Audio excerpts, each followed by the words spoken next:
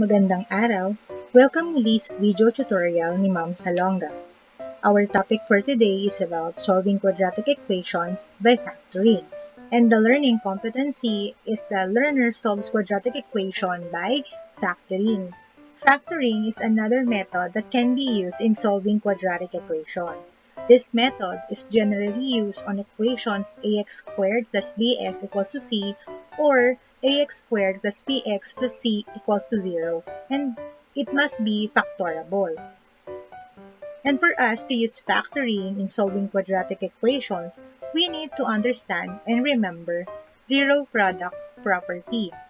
If AB is equals to 0, then its factors A and B is equal to 0 or both of them are equal to 0. For example, we have the quantity of x plus 4 multiplied by the quantity of x plus 3. This quadratic equation is already in factored form. So by applying the zero product property, all we have to do is to equate these factors by 0. So we have x plus 4 equals to 0 and x plus 3 equals to 0. Now, here are the steps in solving quadratic equations by factoring. Take note that you can only use this method if the quadratic equation is factorable. So first step is to write the equation in standard form. So let's have an example for you to understand it easily. So we have x squared plus 7x equals to negative 12. Since this quadratic equation is not in standard form, you must rewrite it, and that is x squared plus 7x plus 12 equals to 0. But if your quadratic equation is already in standard form, proceed to step 2. Factor the left side of the equation. So using different kinds of factoring, most probably common monomial factor or quadratic trinomial, and the factor form is the quantity of x plus 4 multiplied by the quantity of x plus 3 equals to 0. Third step is to set each factor equal to 0 using zero product property. So let's equate. We have x plus 4 equals to 0 and then x plus 3 equals to 0. Step 4 is to solve each resulting linear equation. So this x plus 4 equals to 0, we will apply addition property of equality to solve for the value of x. Same as x plus 3 equals to 0, we will apply addition property of equality to get the value of x. So we have x equals to negative 4 and x is equals to negative 3. And step number 5, check the results by substituting the value in the original equation. Our example, if x is negative 4, just substitute it to the original equation x squared plus 7x equals to negative 12, and that will become like this. Is it equal to negative 12? Negative 4 squared is 16, and 7 times negative 4 is negative 28. And then if you subtract 16 by 28, you will get negative 12. Therefore, it satisfies the original equation. Now, let's check the other roots or the solution. If x is negative 3, and this is the form, is it equal to negative 12? So, negative 3 squared is 9. Then 7 times negative 3 is negative 21. So we have 9 minus 21, and that is also equal to negative 12. Therefore, the solution sets of x squared plus 7x equals to 12 are negative 4 and negative 3. Now, let's go to illustrative example. So find the roots of x squared minus 2x equals to 0. So this quadratic equation can be solved by common monomial factor. Bakit common monomial factor? Because if you will observe, this is an example of incomplete quadratic equation wherein the constant term is missing. And since parehas sila na may variable, we can use the most easiest types of factoring, and that is common monomial. All we have to do is to get the common factor, which is x, and then that common factor, you will write like this. Yung common factor na x, ilalagay nyo dito, and then merong open and close parentheses. Anong ilalagay natin sa loob ng parentheses na ito? Ang ilalagay natin doon yung quotient ng ating expression na x squared minus 2x na i-divide natin kay common factor. Now, let's solve. Yung first term na x squared, kapag divide kay common factor na x, the result is x. Kaya ang isusulat natin sa first term na nasa loob ng parentheses is x. And then negative 2x divided by the common factor x, we will cancel out x, kasi magiging 1 na yan, x divided by x is 1, then negative 2 times 1 or yung natira is negative 2. So yun yung ilalagay natin dito sa ating parentheses. Therefore, the factored form of x squared minus 2x equals to 0 is x multiplied by the quantity of x minus 2. Then now, let's apply the zero product property. Una, ito muna ang factor na x. Let's equate it to 0, and that is x equals to 0. Then yung sumunod na factor, and that is x minus 2, and that is x minus 2 equals to 0. Then by applying addition property of equality to solve for the value of x, dito, we already solved the value of x. Kasi wala naman na tayong i-perform na operations. So, meron na tayong isang roots, which is 0. Ito na lang ang kailangan natin gamitan ng addition property of equality, wherein kailangan nating mag-isip ng number na i-add kay negative 2 para siya ay maging 0. And that is positive 2. To make the equation balance, kailangan kung ano ang ginawa nyo sa left side, nag-add kayo ng 2, gagawin nyo rin sa right side na nag-add kayo ng 2. Therefore, the value of x is 2. Now, the solution sets are 0 and 2. So, let's check muna kung tama talaga siya. So, if x is 0, ayan, 0, 0, 0 squared is 0, negative 2 times 0 is 0, so we know that it is equal to 0. Then, if x is 2, then 2 squared is 4, 2 times 2 is 4, and we know that 4 minus 4 is equals to 0. So, ibig sabihin, those roots and solutions satisfy the given quadratic equation. Therefore, the roots of quadratic equation x squared minus 2x equals to 0 are 0 and 2. Next, illustrative example number 2. What are the roots of 3x squared plus 18x equals to 0? So, since this is an example of incomplete quadratic equation, nawawala na naman ang constant term, at kung mapapansin nyo, parehas silang may variable. Tama? So, we can use the common monomial factor again. Then, by getting the common factor, and that is 3x, paano nyo malalaman ang common factor? Dito, kay x squared tsaka kay x, since yung x ang may pinakamababang exponent, kasi 1 yan, siya na agad yung common factor. E, paano ko nakuha yung 3? So, kunin muna natin yung factors ng 3, and that is 1 and 3. Kunin naman natin yung factors ng 18, and that is 1, 3, 6, 9, and 18. Ngayon, kukunin nyo lang yung greatest common factor, and that is 3. Kaya ang naging common factor natin ay 3x. And then, rewrite it like this. So, nasa labas na yung common factor, and then maglalagay kayo ng open and close parenthesis kung saan yung nasa loob ng parenthesis yung quotient ng expression na to na divide kay common factor. So, let's divide. 3x squared divided by 3x. So, makakancel natin yung 3. 3 divided by 3 is 1. And then, we can cancel x. X squared over x, and that is x. Sa law of exponents, kapag nag-divide kayo ng variable, ang gagawin nyo lang ay isasubtract nyo yung exponents niya. So, 2 minus 1, and that is 1. That's why the answer is x. Therefore, ang ilalagay natin dito sa first term ay x. Next, 18x divided by 3x. So, 18 divided by 3 is 6. Then, cancel out x. X divided by s is 1. And 6 times 1 is 6. So, we have positive 6.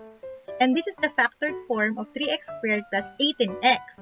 So, now, we can apply zero product property. Let's equate those factors by 0. So, the first factor is 3x is equals to 0. And the second factor is x plus 6 equals to 0. Then, let's solve the resulting linear equations by APE or MPE. Depende kung ano yung gagamitin nating properties of equality. So, dito sa ating 3x equals to 0, since 0 na ito, at dahil wala naman tayong nakikita dito na addition or subtraction, hindi natin magagamit sa APE. Pero dahil merong 3 dito, di ba dapat kasi x lang, value of x lang ang hinahanap natin, we will use MPE or multiplication property of equality. So, paano nga gamitin yon? Kailangan nating i-multiply ang equation by its reciprocal. So, the reciprocal of 3, dahil 3 over 1 to, babaliktarin nyo lang, and that is 1/3. So, 1/3 times 3x, the value is 1x, and that is x. Then, 0 times 1/3 is 0. So, therefore, the value of x is 0. Next, ito naman sa x plus 6 equals to 0. Since may nakikita tayo dito na addition, we will use addition property of equality. Kung saan iisip kayo ng number kung saan magiging 0 ito. And that is adding negative 6.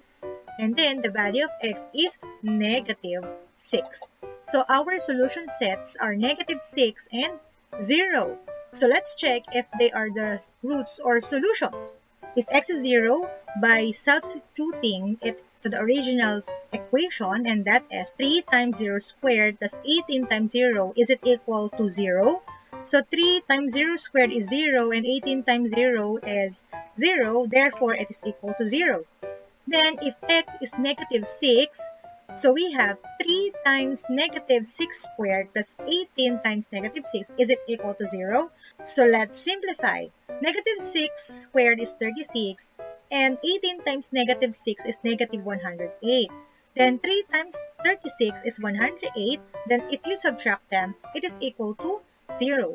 Therefore, the roots of quadratic equation 3x squared plus 18x equals to 0 are 0 and negative 6. Illustrative example number 3. What are the roots of x squared plus 7x plus 10 equals to 0? So if you will observe, it's already in standard form and it is an example of complete quadratic equation. So gagamit na tayo ng panibagong types of factoring, and that is the quadratic trinomial. So using AC test, we need to multiply the value of A and the value of C. So let's get the value of our numerical coefficients A, B, and C. So A is 1, B is 7, and C is 10. So we need to multiply AC, and that is 1, multiplied by 10, and that is equal to 10. And since AC is positive, the sign of the factors are the same. Always remember that. So let's factor 10. Since ang nakuha natin sa AC ay 10. So, it can be 10 times 1, it can be negative 10 times negative 1 kasi kailangan nga same sila ng sign. Or, it can be positive 5 and 2 and negative 5 times negative 2. And remember that the sum of the factors must be equal to the middle term of the equation. And here in our example, the middle term is 7x. So therefore, we need to identify in these factors which of them are equal to 7 if we will add them. So 10 plus 1 is 11, negative 10 plus negative 1 is negative 11, 5 plus 2 is 7, and negative 5 plus negative 2 is negative 7. So since ang kailangan nga natin ay positive 7, therefore, this is the roots that we need. Okay? And then, kapag nakuha na natin yung roots, ilalagay na natin siya dito. So, magre-rewrite kayo ng dalawang quantities na. And then, kukunin nyo lang yung sign niya. Since this is 5, positive 5 yon. And, since this is 2, positive 2 yan. So, plus 2 dito. And then, let's divide the factors by the value of A, which is 1. So, we know that 5 divided by 1 is 5. So, yun pa rin yung magiging sagot natin. And then, let's apply the zero product property wherein we need to equate the factored form x plus 5 and x plus 2 to 0. So, x plus 5 equals to 0, x plus 2 equals to 0. Then, by applying APE, so we have x plus 5 minus 5 equals to 0 minus 5. Since positive 5 to, mag-a-add tayo ng additive inverse niya, which is negative 5. So, the value of x is negative 5. Then, dito naman, since positive 2 ito, we need to add negative 2 both sides of the equation. So, we have minus 2. Therefore, the value of x is negative 2. So, the solution sets that we get is negative 5 and negative 2. Therefore, the roots of the quadratic equation x squared plus 7x plus 10 equals to 0 are negative 5 and negative 2. Illustrative example number 4. What are the roots of x squared plus 3x minus 28 equals to 0? So, we will use quadratic trinomial. Then, using AC test, let's get the numerical coefficient A, B, and C. So, A is 1, B is 3, and C is equal to negative 28. So, let's get A and then C, and that is 1 times negative 28. And the result is negative 28. Since AC is negative, the sign of the factors are different. Dapat yung dalawang factors, ang isa ay positive, ang isa ay negative. So, by factoring the product, always remember that the sign of the middle term is positive. Lagi tayong titingin sa sign ng ating middle term. So, therefore, the sign of the larger factor must be positive. So, kung ano man yung makukuha yung factors ng 28, yung pinakamalaking number doon sa factors na yon, positive. Then, the other one is negative. So, let's try. So, the first one is 28 plus negative 1. Bakit negative yung 1? Kasi mas maliit siya, di ba? Ang sabi nga dito, kailangan yung larger number positive. So, ang ating 28 ang positive. Next, 14 times negative 2. So, mas malaki ang 14 kaysa kay 2, kaya siya yung positive. Next, 7 times negative 4. Mas mataas pa rin ang 7, kaya ang negative sign ay negative 4. So, ito lahat yung factors ng 28. Now, recall that in adding integers with different sign, you need to subtract them, then affix the sign of the larger number. Kaya ang ginawa natin, ginaya agad natin yung sign ng ating middle term dun sa malaki kasi nga, we will using the rules in adding integers with different signs. So, kailangan equal dapat ang ating factors kay positive 3. So, let's add. 28 plus negative 1 is 27. 14 plus negative 2 is 12. 7 plus negative 4 is 3. So, sino sa kanila ang equal kay 3 na value ng ating middle term? And that is 7 and negative 4. Therefore, pag nire-write natin siya into this one, may dalawang quantity, kunin natin yung 7 and that is positive 7. Kunin natin yung negative 4 and that is negative 4. So, we already have the factored form of this quadratic equation, which is x plus 7 multiplied by the quantity of x minus 4. Then, let's divide the value of a, which is equal to 1. So, 7 divided by 1, negative 4 divided by 1. And since divided by 1 yan, hindi siya magbabago. So, still, the answer is x plus 7 multiplied by the quantity of x minus 4. And then, apply the zero product property. X plus 7 is equal to 0. Then, x minus 4 is equal to 0. Then, let's solve the resulting linear equation by using APE or addition property of equality. So, mag-a-add lang tayo dito ng negative 7 kasi para maging 0 tong 7. At dito naman mag-add tayo ng positive 4 para maging 0 tong negative 4. Okay, so the value of x is negative 7. And then dito naman mag-add tayo ng positive 4. Then the value of x is equals to 4. So therefore, our solution set is negative 7 and 4. Next, illustrative example number 5. Find the roots of 2x squared minus 13x equals to negative 15.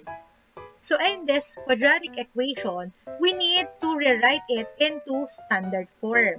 So, let's apply APE by adding 15, both sides of the equation, and then let's simplify. So, we have 2x squared minus 13x plus 15 equals to 0. And then, we will use quadratic trinomial to factor it out. Using AC test, let's get the value of the numerical coefficient. Then let's get the product of AC, 2 times 15, and that is 30. Right? Now, since AC is positive, the sign of the factors are the same. So, pwedeng positive, positive, pwedeng negative, negative.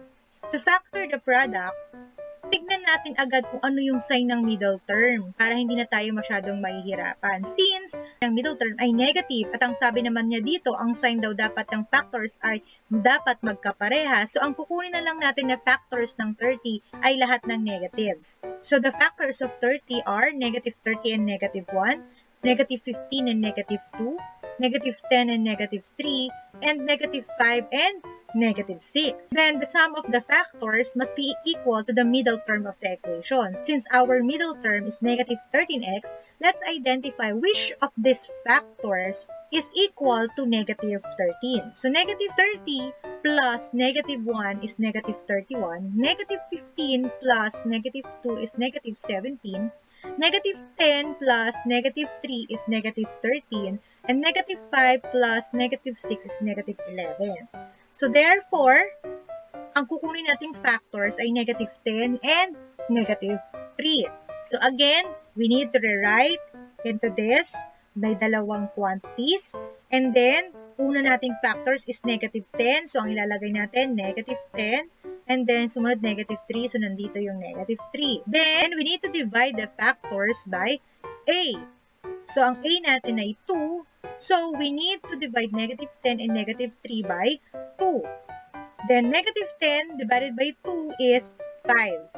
And negative 3 divided by 2 cannot be, so we have 3 over 2. This is already the factored form. When you write x minus 3 halves, you will think of a number kung saan itong 2 na to ay magiging equal to 1.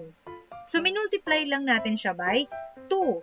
So, we have 2 times x is 2x.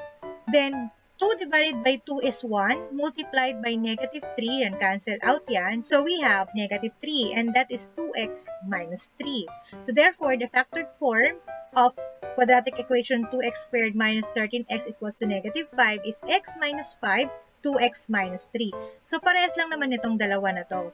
Kaya lang ito, nakasimplified lang. Parehas silang factored form, pero nakasimplified to.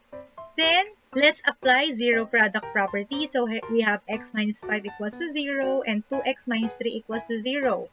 So, by solving the resulting linear equation using APE or MPE, it depends. So, sa una nating factors, x minus 5, we will just use APE by adding positive 5 both sides of the equation. So, the value of x is 5. Dito naman, gagamit muna tayo ng APE kung saan mag-a-add tayo ng positive 3, both sides of the equation, and the result is 2x equals to 3. Eh dahil x ang pinapahanap ko, may 2 pa dito, we will use MPE, multiplication property of equality, wherein you need to multiply this 2 by its reciprocal, and that is 1/2. Tama? So 1/2 times 2, and that is x. And 3 times 1/2 is 3/2. So therefore, our solution set is 3/2 and 5. Now, here's another method in solving quadratic equations if the given quadratic equation is trinomial. Okay, so ang i-example natin yung katulad din sa example number 5. So we have 2x squared minus 13x equals to negative 15. Tulad ng ginawa natin kanina, nire-write natin siya into standard form. So we have 2x squared minus 13x plus 15 equals to 0. Same. Then, kukunin din natin yung values ng a, b, and c because we need to use AC test. Okay? And then 2 times 15 is 30.